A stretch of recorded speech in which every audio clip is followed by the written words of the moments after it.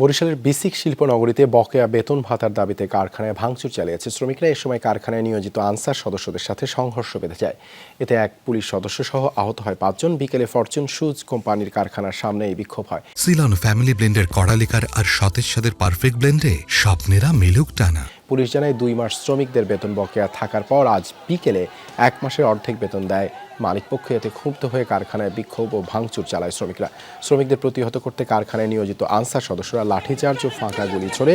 এতে আরও ক্ষিপ্ত হয়ে কয়েকটি বাস ভাঙচুর ও ইট পাটকেল নিক্ষেপ করে শ্রমিকরা। পরে পুলিশ গিয়ে তাদের ছত্রভঙ্গ করে। এতে এক পুলিশ সদস্য সহ ৫ জন আহত হয়। বিসিক এলাকার পরিস্থিতি নিয়ন্ত্রণে রাখতে অতিরিক্ত পুলিশ মোতায়েন করা হয়েছে। হাফ বেতন দিচ্ছে, আমাদের কি সংসার নাই? আমরা আইসি কিসের জন্য এই কোম্পানিতে? আমাদের প্যাডের টানেই তো আমরা আসছি।